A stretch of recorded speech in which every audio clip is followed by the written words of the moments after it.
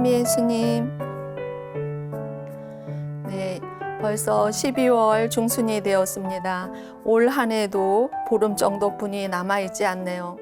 12월이 되면은 항상 마음이 분주한 것 같고 올 한 해를 내가 어떻게 살았는지 되돌아보게 되고 또 잘 살지 못한 그런 기억들이 있어서 마음 한켠이 무거운 마음도 들고 정말 조금 더 잘 살아볼 걸 이렇게 그런 마음이 듭니다.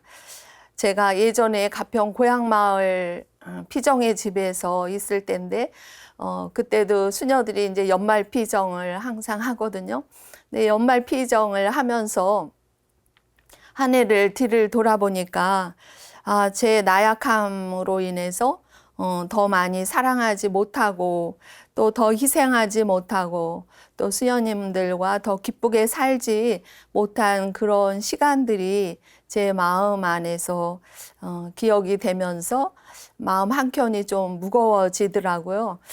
그런데 그런 마음으로 자기 이제 제 성찰을 하면서 지내고 아침에 눈을 뜨고 일어났는데 제 방이 그 바로 우리 그때 피정의 집이 산속에 있는 그런 피정의 집이었어요.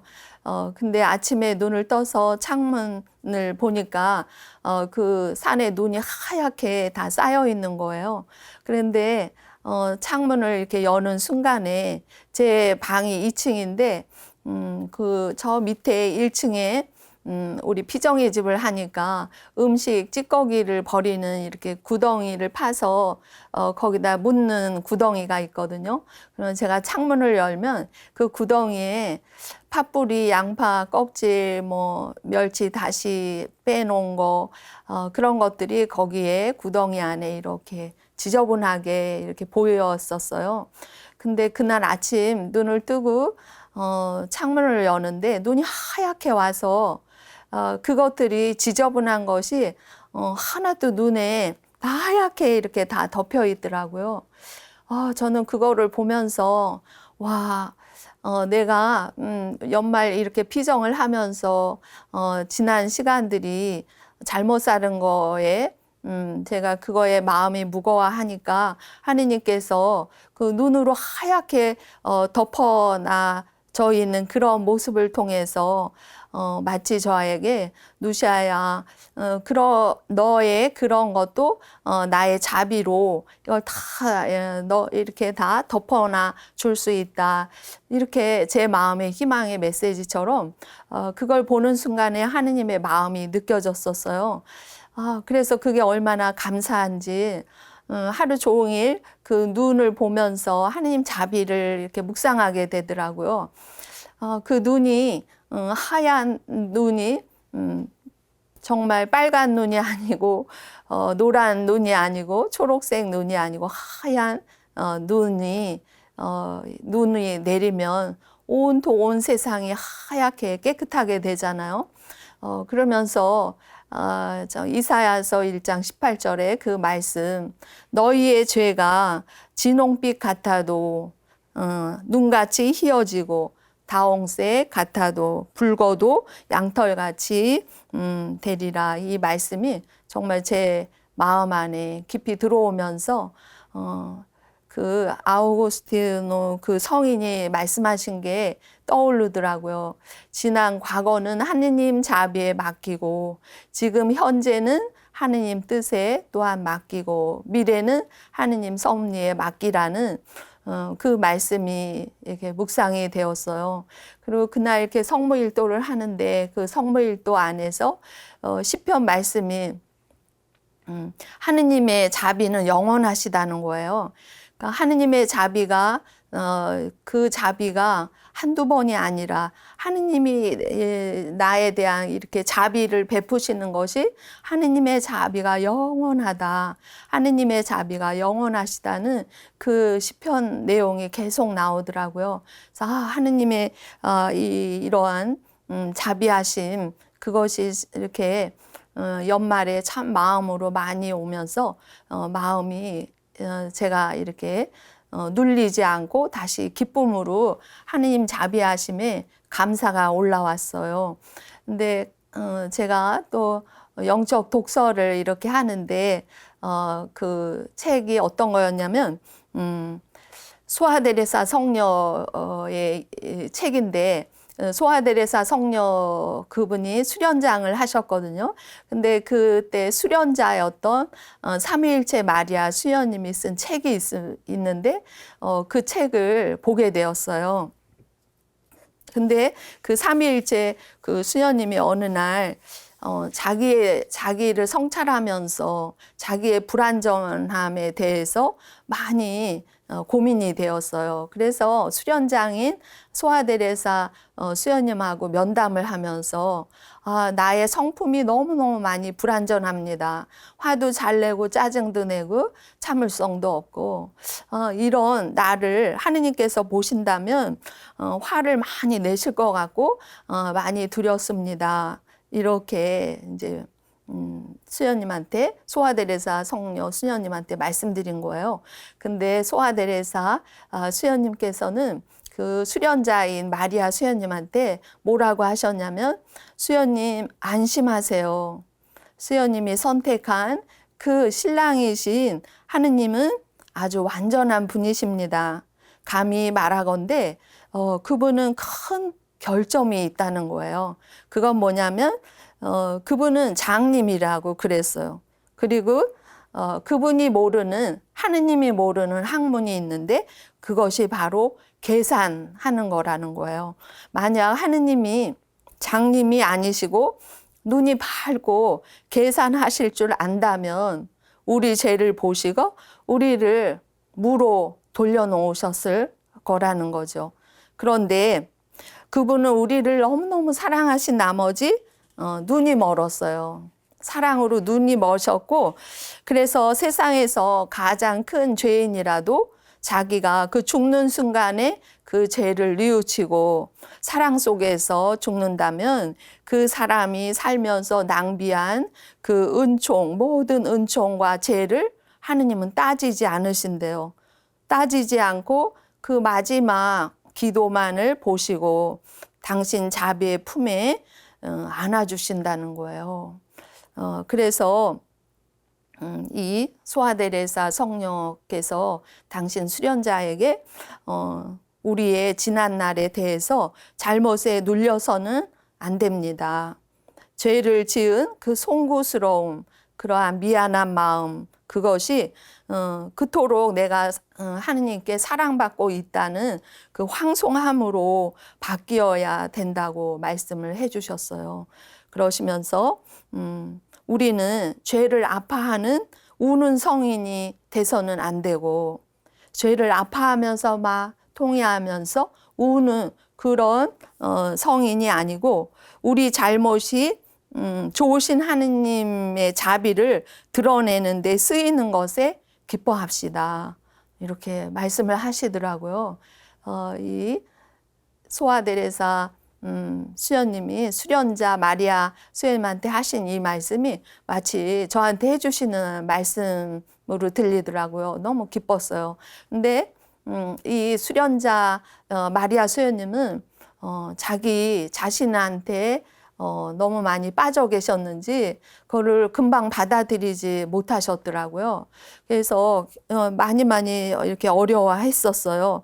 그러다가 어느 날 이 삼위일체 마리아 이 수련자인 마리아 수녀님이 하느님 빛을 받아서 그것을 받아들이게 되었어요. 그랬을 때 이 소아데레사 수녀님이 이 받아들이는 이 마리아 수녀님을 보고 너무 기뻐서 눈물을 흘리시더라고요. 눈물을 흘리시면서 수녀님이 내 느낌이 어떤지 알았더라면 그러시면서 우리가 하느님께 잘못한 후에 그분께 용서를 청하면 얼마나 큰 사랑으로 우리를 받아들이시는지 나는 우리 마리아 수녀님 때문에 그 하느님 마음을 알게 되고 생생하게 체험하게 된다고 또 이렇게 데레사 수녀님 말씀하시더라고요. 그래서 그 소아데레사 수녀님이 하물며 이 불쌍한 피조물이 내가 이렇게 수녀님이 정말 다시 마음을 돌려서 하느님께로 오려고 할 때 내 마음이 이렇게 기쁜데 하느님께서는 죄인이 돌아올 때 얼마나 큰 사랑을 느끼실까. 그것이 마음 안에 많이 들어온다고 그렇게 얘기를 하시더라고요. 그래서 하느님은 우리 입술에서 무슨 말이 나오기를 기다리지 않으시고요. 우리가 뉘우치자마자 용서하시고 그 잘못을 다 잊으시고 죄인인 우리에게 당신 사랑을 돌려주실 뿐만 아니라 잘못하기 전보다 훨씬 더 사랑해 주신다는 말씀을 하셨어요. 그래서 이런 큰 하느님 마음에 하느님 자비의 마음을 소아데레사 수녀님 이 책을 보면서 하느님 마음을 또 많이 알게 됐죠. 저는 제가 이렇게 수도 생활하면서 또 선배 후배들 통해서 많이 배우게 되는데 어느 날 우리 연중 피정 때 그 불암산 배밭에서 수도 생활하고 계신 이수철 프란치스코 수사님이 우리 연중 피정을 한번 해주신 적이 있었습니다. 근데 그분이 당신 서원하시고 25년 되는 은경축을 맞이하시면서 시를 하나 쓰셨어요.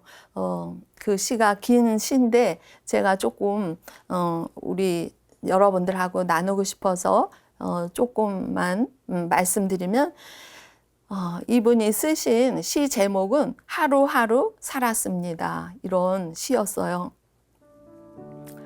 하루하루 살았습니다.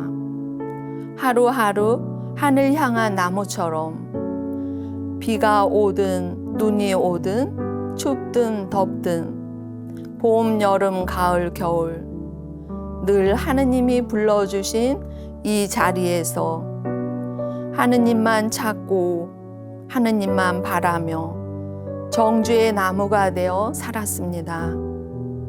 하루하루 살다 보니 일평생 작은 나무가 이제는 25년 울창한 아름드리 하느님의 나무가 되었습니다. 하느님은 영원토록 영광과 찬미를 받으소서.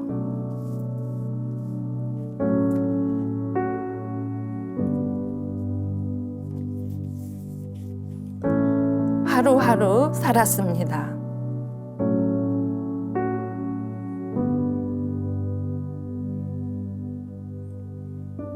하루하루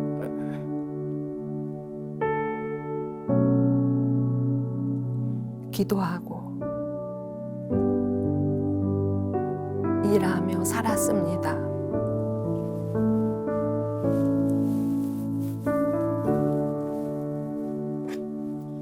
서로 사랑하고 용서하며 순종하며 살았습니다.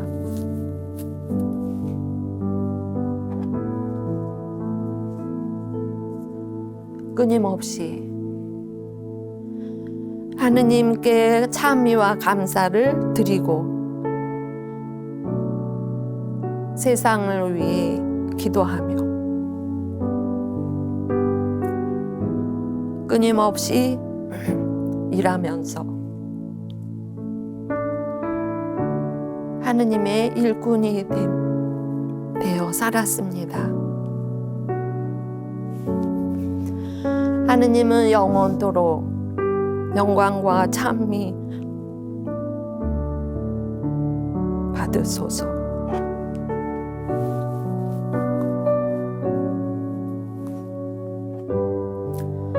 하루하루 살았습니다.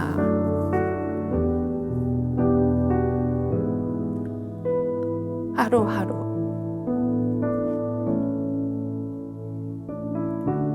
나를 버리고 제 십자가를 지고 주님을 따라 살았습니다. 하루하루 일일 일생 하루를 평생처럼 하루를 처음처럼 살았습니다. 저희에겐 하루하루가 영원이었습니다. 어제도 오늘도 이렇게 살았고 내일도 이렇게 살 것입니다.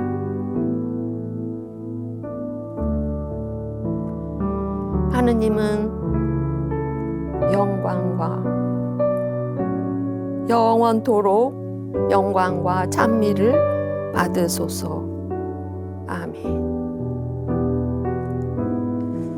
네, 제가 또 왜 이렇게 눈물이 나는지 모르겠네요. 네, 우리 모두 하루하루 살고 있죠. 이수철 이수사님께서도 25년 지금 이렇게 살았고 이렇게 살고 있고 또 이렇게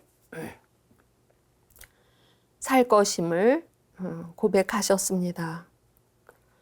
우리가 이렇게 하루하루를 살 때 우리가 생각하는 환상은 그 거품들이 사라지고 오늘 우리의 이 삶이 단순하게 지금 오늘 여기를 살 수 있게 하는 것 같습니다. 이 삶이 참 선물이죠. 이 오늘 하루 사는 이 오늘은 누군가는 그렇게 살고 싶어 했던 그런 날입니다. 암 환자들을 보면서 정말 이 오늘이 참 소중한 날인데 이 오늘이 짐이 되지 않기 위해서 늘 새롭게 시작하며 살아야 되겠다 그런 마음도 들고 지금까지 살아온 그 하루하루를 보면은 사실은 똑같은 날은 또 없는 것 같아요. 모든 하루하루가 영원이고 하느님을 만나는 그러한 유일무이한 그러한 고유한 날이죠. 하루가 모여서 일주일이 되고 그 일주일이 모여서 우리가 1년이 52주더라고요. 52주인데 내가 그 일주일 한 주간을 잘 살면 1년을 잘 사는 것이 되는 거예요. 그런데 그 하루를 잘 살기가 이렇게 쉽지 않죠. 뒤돌아보면 하루하루 살았는데 그 하루하루의 삶 속에서 우리는 다 많은 전쟁을 치르면서 삽니다. 우리가 곧잘 쓰는 말 공중전, 해상전, 우주전 많은 전쟁을 치르면서 하루하루 이렇게 살아가게 되는데 이 하루를 잘 사는 방법을 우리 복자의 창설자 신부님께서는 우리가 어떻게 하면 하루를 잘 살 수 있는지 그 얘기를 해주셨어요.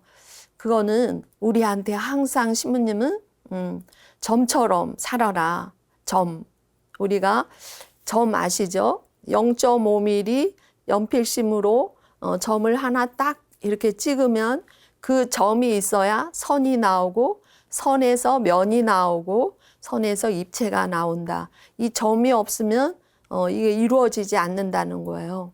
그래서 우리 생활에서 제일 중요한 거는 점을 살아라. 그래서 우리 복자의 영성에는 점성정신이라는 게 있어요. 점, 아주 작은 것에 깨어 있고 또 아주 작은 것에 충실해라. 큰 거를 하려고 하지 말고 이 점처럼 작은 것에 여기에 충실하면 나머지는 저절로 된다는 거예요. 그러면서 이 점성정신만이 하느님께 나아가는 길이 된다 그랬어요. 그리고 신부님은 항상 우리한테 오늘 하루를 거룩하게 살려고 하지 말고 이 순간을 성화하라고 그랬어요. 순간. 그래서 신부님 말씀에서는 이제 순간을 거룩하게, 순간을 성화하라고 이렇게 말씀을 하셨거든요. 그래서 우리가 이렇게 아주 작은 점처럼 작은 순간에 여러분들이 지나치는 그런 순간이라도 여러분들이 하느님을 부르시면 내가 어려울 때, 기쁠 때 주님하고 부른 그 주님이라는 그 부르신 하느님을 붙들고 여러분들이 주님이라고 이렇게 기도한, 네, 주님, 이게 기도잖아요. 주님을 부른 그 순간이 살아있는 순간이 되고, 내가 하느님을 찾았던 그 순간이 다 빛의 순간으로 나머지 우리가 재미있게 놀고 내가 이렇게 나의 어떤 자아를 충족시키기 위해서 했던 많은 일들이 어느 순간에는 물거품처럼 사라지고 드는데 울면서라도 주님을 부른 그 시간은 다 이렇게 살아있는 시간이 되는 것 같습니다. 제가 어릴 때부터 하느님 사랑하고 싶고 그래서 수녀원에도 일찍 왔거든요. 저는 수녀원에 오면은 즉시 성녀가 되는 줄 알았었어요. 그래서 수녀원에 입회를 했는데 1년은 정말 천국이었었어요. 1년은 너무너무 기쁘게 지냈는데 그 1년 지나고 나서 또 이렇게 삶을 사는데 매일매일 수련소에서 같은 시간표 안에서 살다 보니까 별로 이렇게 마음이 뜨겁지도 않고 마음이 메말라지더라고요. 그래서 어느 날 마음이 참 메말랐어요. 근데 우리 수녀들이 그 수련소 시간표에는 올겐을 치는 올겐 연습 시간이 있거든요. 1시간이 주어집니다. 그래서 올겐 치는 그날 제가 올겐실에 들어가서 저만의 공간이죠. 그 올겐 시간은. 그래서 문을 닫고 모두 이렇게 올겐 연습을 해야 되는데 올겐 연습을 할 수가 없었어요. 왜냐하면 나는 여기 지금 수녀원에 와서 하느님 때문에 왔는데 하느님이 전혀 안 계신 것 같고 마음이 메마르고 그래서 제가 그 1시간 계속 눈물 막 울었어요. 하느님 어디 계신지. 저는 여기 수녀원에 이렇게 하느님하고 살려고 왔는데 하느님 안 계신 것 같고 도대체 하느님은 어디 계신 거냐고. 그래서 1시간을 울다가 나왔죠. 그리고 이제 저녁 기도 시간에 기도를 하고 그다음에 이제 식사 끝나고 이제 설거지를 이렇게 하는 시간이 됐어요.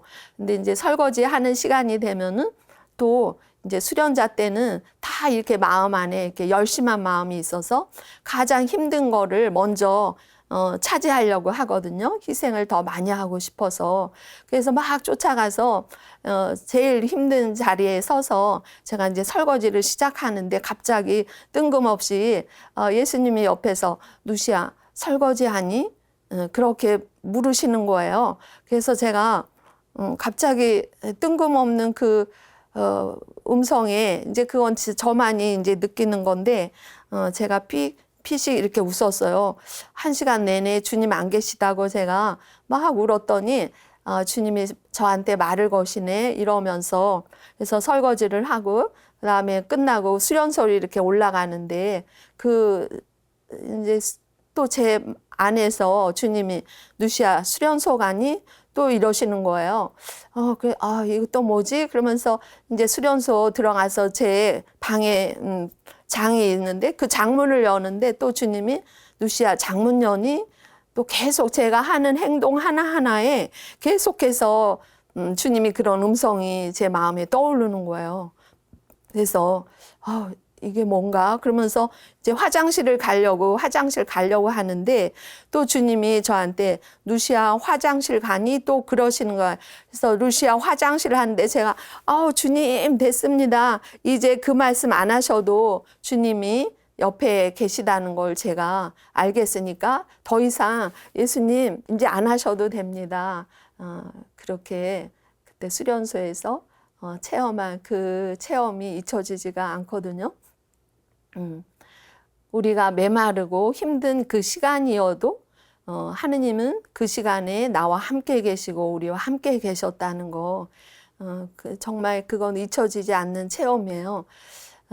그리고 우리 친구 수녀님 이야기를 하고 싶은데 제가 89년도에 교리신학원을 다녔어요. 근데 같이 공부하던 수녀님을 한 20년 만에 제가 피정의 집에 있을 때 그 수녀님을 만나게 됐어요. 근데 그 수녀님이 모습이 참 너무 20년 만에 만나는 수녀님인데 모습이 너무 이렇게 제가 봐도 수도자인 제가 봐도 정말 수녀님 얼굴인 거예요. 너무너무 온화하시고 그 수녀님을 보니까 이렇게 기도가 몸에 이렇게 다 배어 있는 정말 수도자 같은 모습으로 변해 계시더라고요. 그래서 그 수녀님께 수녀님 모습이 너무 아름다우시다고 그렇게 말을 했더니 그 수녀님이 입회하게 된 동기를 이야기를 해주셨어요. 수녀님, 나는 사실은 수녀원에 입회하기 전에 중학교 때부터 우울증을 앓으셨대요. 왜냐하면 집에 오빠들, 엄마, 아버지, 오빠 여러 명하고 같이 사는데 자기 집에는 정말 다 죄인들만 사는 그런 집이었다고.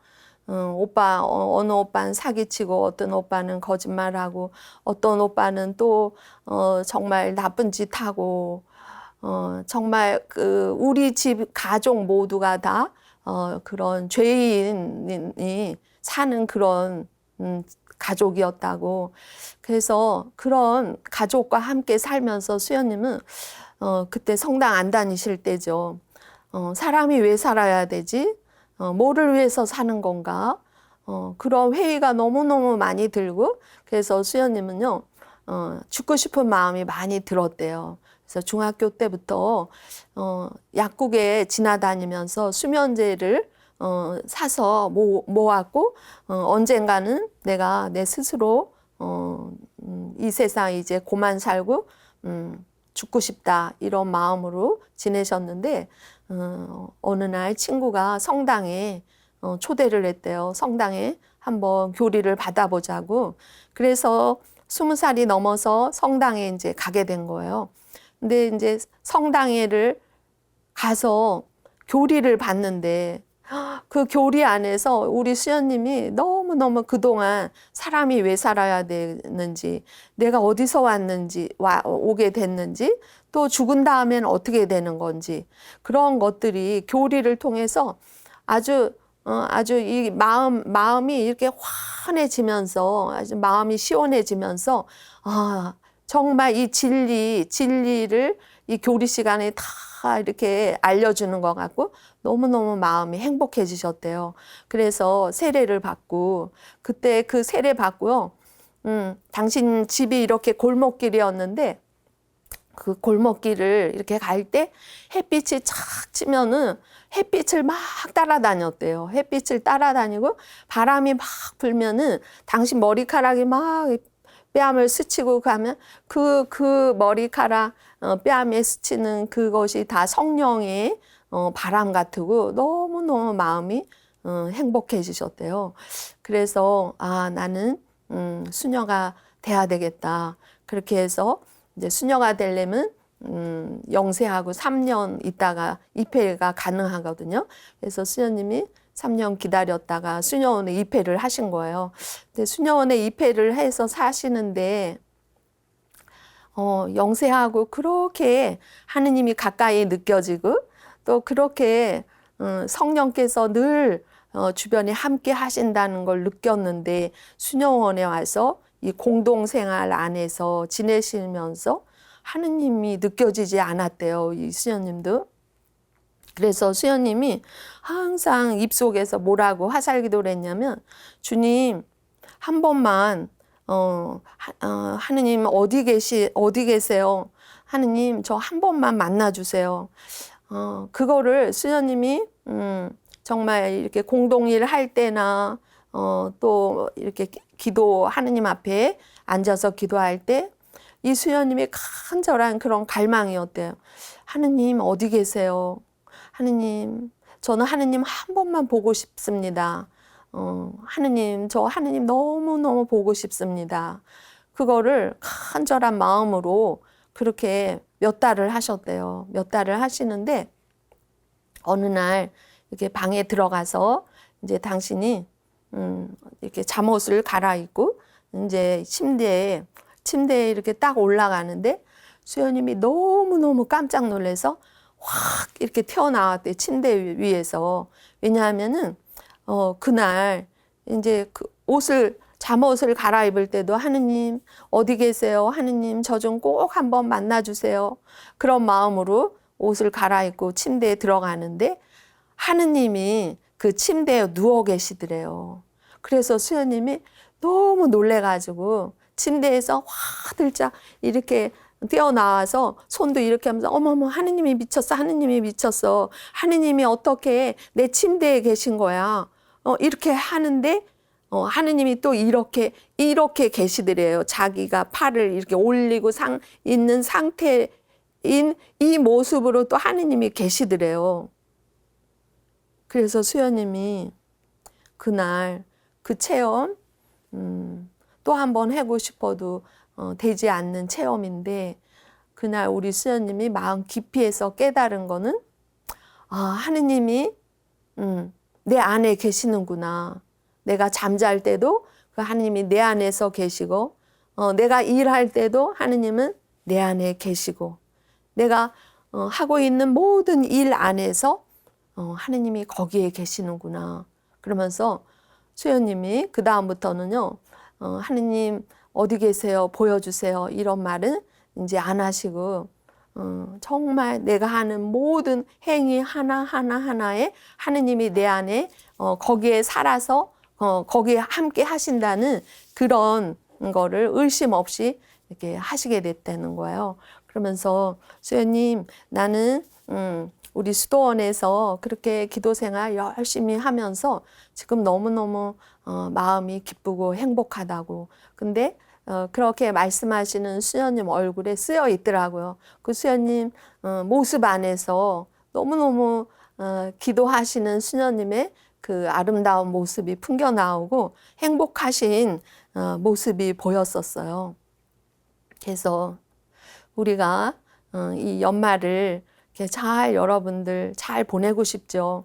근데 아까 말씀드린 것처럼 그 하루하루 사는 오늘 이 하루가 내가 잘 살았던지 못 살았던지 하느님은 나의 그 하루하루의 그 삶 안에 거기에 하느님이 살아 움직이셨던 시간들이더라고요.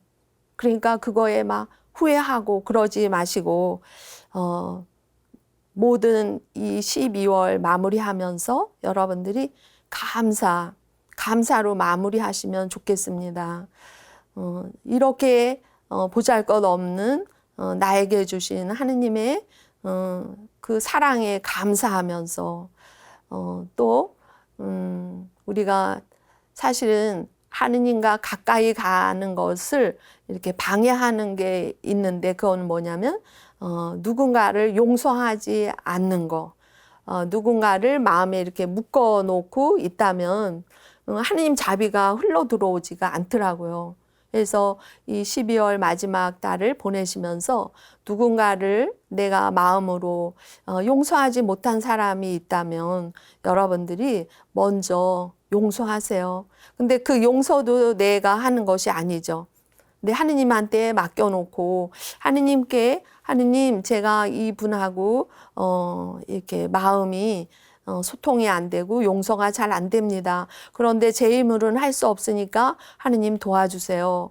그렇게 맡기시고 그분을 위해서 그냥 기도하시면 될 것 같아요. 저도 수도 생활하면서 참 어려운 그런 인간관계 안에서 어려운 시간이 있었죠.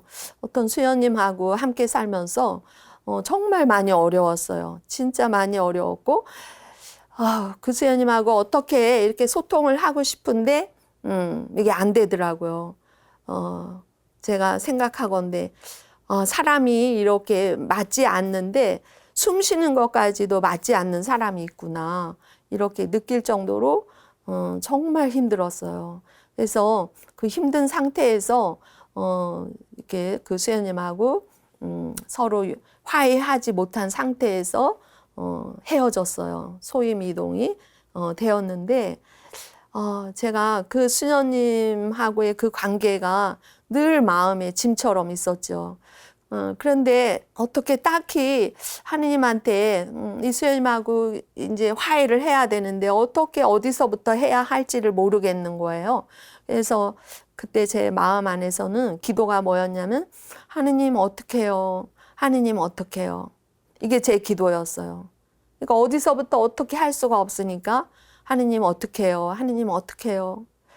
기도하고 사는 사람이라 누군가와 마음이 이렇게 묶여져 있으니까 그게 참 힘들더라고요.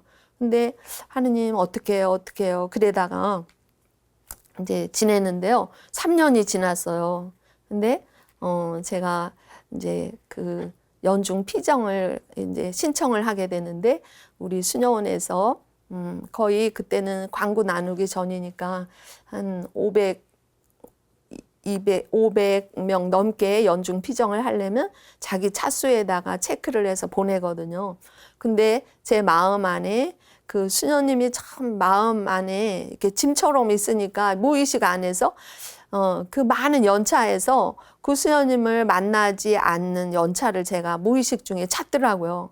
그러니 보면서 이 수녀님이 1월 달엔 절대 올 수가 없구나. 그러면 나는 1월 달에 가야 되겠다. 그래서 1월 달에 체크를 탁 해놨어요. 근데 공문이 왔는데 그 수녀님하고 함께 연중 피정을 하는 명단으로 되어 있더라고요. 그래서 제가 예수님한테 기도를 하는 거예요. 9일 기도를 했어요. 예수님, 이수연님하고 헤어진 지 3년 됐습니다. 이수연님하고 올해는 어떻든 화해를 해야 되는데 하느님 도와주세요. 9일 기도를 하고 그러고서 이제 그때는 총원에서 피정을 했었거든요. 그래서 총원에 딱 들어갔어요.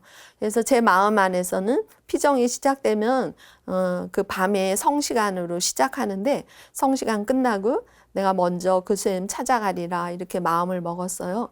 그리고 가서 우리 동창들한테도 우리 수녀님하고 화해할 수 있도록 이번 기회에 화해할 수 있도록 기도도 부탁하고 그랬는데 이제 저녁 식사 전이었었어요. 근데 제가 갖고 있었던 책 하나가 있는데 그 주인을 돌려주려고 그 방에 이렇게 갔는데 그 어떤 수녀님 방에 신발이 있었어요. 그래서 문을 딱 여는 순간에 그 수녀님이 거기 앉아 계신 거예요. 3년 만에 처음 뵙는 거죠. 그런데 그 순간에 제가 어떤 걸 생각하기도 전에 제 발이 먼저 그 수녀님 앞으로 그 발에 무슨 이렇게 이렇게 달린 것처럼 그 수녀님 쭈르륵 가서 무릎을 꿇고 수녀님 뵙고 싶었는데 수녀님하고 사는 동안 네 제가 잘못했다고 수녀님 제가 잘못했어요. 무조건 제가 잘못했어요. 용서해 주세요. 이게요 머리로 생각하는 게 아니라 입으로 그냥 막 나오더라고요. 그런데 그 수녀님이 그 순간에 처음으로 이렇게 화해를 받아주셨어요. 그러니까 손을 잡으면서 그래 수녀님 그때는 우리가 참 어려웠다. 수녀님도 어려웠고 나도 많이 어려웠어. 그래서 우리가 그땐 참 힘들게 그렇게 살았는데 이제 수녀님 잘 살으라고 저를 손을 붙잡고 그렇게 해주시는 거예요. 그러니까 제가 그때 너무너무 감사했어요. 그 수녀님한테 3년 동안 너무 힘들었는데 이 수녀님이 그렇게 그 순간에 화해를 하게끔 이제 성령님께서 도와주신 거죠. 그래서 그 수녀님이 저한테 수녀님 어려운 점 살면서 지금 또 어렵진 않아요. 이렇게 얘기하시더라고요. 그래서 그때 제가 공소에서 살 때인데 수녀님 공소에서 살고 있는데 네 공소에서 나름 또 이런 어려움도 있고 네, 잘 지냅니다. 그랬더니 수녀님 우리 열심히 삽시다. 열심히 각자 자리에서 열심히 삽시다. 또 이렇게 격려해 주셨어요. 그리고 나와서 이제 성시간을 들어갔죠. 근데 이제 성시간 끝나고 그 수녀님 방을 찾아가려고 그랬는데 하느님은 피정 전에 이런 화해 시간을 하느님이 마련해 주셨더라고요. 그래서 성실을 하는데요. 세상에 제가 그 수녀님하고 화해를 하고 난 다음에 느끼는 거예요. 제가 그동안 얼마나 마음이 많이 이렇게 묶여 있었고 힘들었는지 그때 알게 되더라고요. 성실을 딱 하고 성광 안에 예수님 모셔졌는데요. 제 마음 안에 닫혀진 문이 셔터가 싹 올라가면서 부활하신 예수님이 그 문으로 이렇게 확 들어오시는 것 같았어요. 부활하신 주님의 빛으로 제 마음 안에 들어오시는 그런 것을 체험하면서 그때 제가 두 마음이 체험이 되더라고요. 잃어버린 아들을 찾았을 때 그 아버지의 기쁨. 네. 네. 하느님, 그 아버지의 기쁨이죠. 살았던, 아니, 죽었던, 네. 아들이 살아왔을 때 그 아버지가 얼마나 기쁘셨을까. 네. 그 마음이 들어오더라고요. 그리고 잃어버린 잃어버린 탕자가 아버지 집에 돌아왔을 때 그 기쁨, 그게 어떤 건지 이 두 마음이 이렇게 들어오면서 그때 그 피정이요, 저를 위한 피정이었던 것 같았었어요. 그때 시편 말씀을 연중 피정 내내 제가 혼자 묵상하는데 시편 31편이었거든요. 지금은 다 이제 그 언어가 다 문장이 다 바뀌어가지고 달라졌는데요. 그때 그 시편이 어떤 내용이었냐면 마음 편히 진리낼 때는 절대 안심이라 하였는데 제가 그 전까지 열심히 살고 또 이렇게 제 열정을 다해서 사니까 정말 마음 편히 지낼 때는 절대 안심이었어요. 저한테는 별로 어려움이 없었죠. 기도하면 제가 주님하고 부르면 주님 다 해주시는 것 같고 어떤 일이 있어도 다 잘 하느님이 도와주시는 것 같고 절대 안심이었죠. 근데 하느님께서 눈을 돌리셨을 때는 두렵기만 하였사옵니다. 네, 주님께서 눈을 돌리실 때가 이렇게 있더라고요. 근데 그 밑에 무슨 말씀이 있었냐면 내가 너무 힘들어서 하느님한테 많이 기도하고 애원도 하고 그랬는데 그 하느님은 절대 또 대답이 없으시는 그런 시간이 있어요. 그런데 제가 거기 시편에 부디 저를 도와주십시오. 부디 저를 좀 자비를 베풀어 주십시오. 근데 부디 그 말에 제가 혼자서 힘들었던 그런 생각이 나더라고요. 근데 주님께서 그 밑에요. 통곡하는 슬픔을 춤으로 바꾸시고 제가 우리 수연님하고 이렇게 화해가 되니까요. 진짜 이렇게 춤이 나오더라고요. 제 영혼의 춤이. 그 통곡하는 슬픔을 춤으로 바꾸시고 베옷을 벗기시고 잔치 옷으로 갈아입히셨사옵나이다. 예, 진짜 수연님하고 그 화해가 되니까 진짜 날아갈 것 같이 네, 이렇게 가볍더라고요. 하느님이 베옷을 벗기시고 잔치옷으로 갈아입혀 주신 것 같았어요. 그러시면서 내가 너에게 이렇게 함은 나의 좋으심을 주님의 좋으심을 영원히 노래에 담아 찬미하라 하심입니다. 그래서 그 시편이 이제 저의 시편이 됐죠. 그래서 우리가 살아가면서 하느님은 여러 가지 많은 사건들을 보내세요. 근데 그 사건들을 보내신 분도 주님이시고 그 사건 안에서 우리가 알아봐야 되는 거는 하느님이 그 사건 속에서 나를 키우시기 위해서 나를 성숙하게 하기 위해서 보내시는 거더라고요. 그래서 순간순간 여러분들이 하루하루 살면서 많은 일들이 있지만 그 모든 일 속에서 하느님은 나를 항상 자비로 이끌어 주시고 하느님이 나에 대한 사랑, 절대 하느님은요 절대 나를 포기하지 않아요. 우리가 하느님을 포기해도 하느님은 절대 포기하는 일이 없거든요. 우리 수녀님 이야기 제가 또 드렸는지 모르는데요. 그 수녀님이 잃어버린 은전 그걸 묵상하시게 됐었어요. 그런데 그 수녀님이 자기가 잃어버린 은전이 됐대요.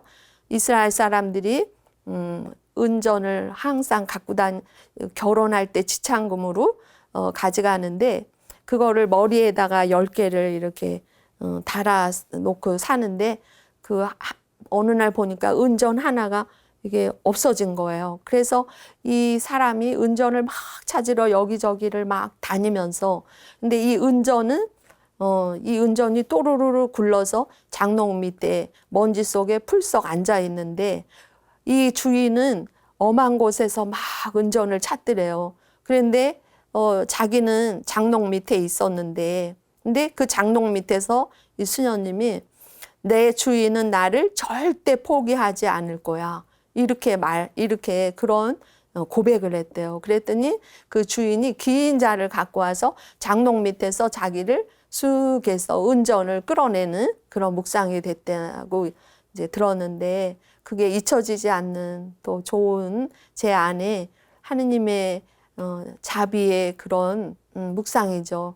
하느님은 우리를 절대 포기하지 않으신다는 거. 그래서 여러분들이 이 12월 마지막 달을 하느님께 감사하시면서 또 누군가를 용서하지 못하고 있었다면 용서하시고 또 가족들 먼저 사랑하시고 하면서 여러분들이 이 2022년 잘 마무리하시기 바랍니다.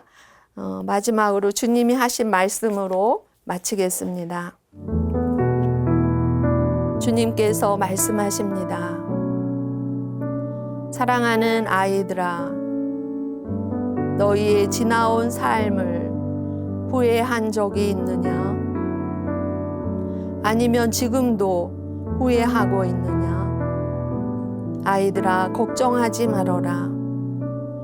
지나온 삶에 대해 후회하면서 깨달음을 얻는다면 그것은 참 보배의 시간이다.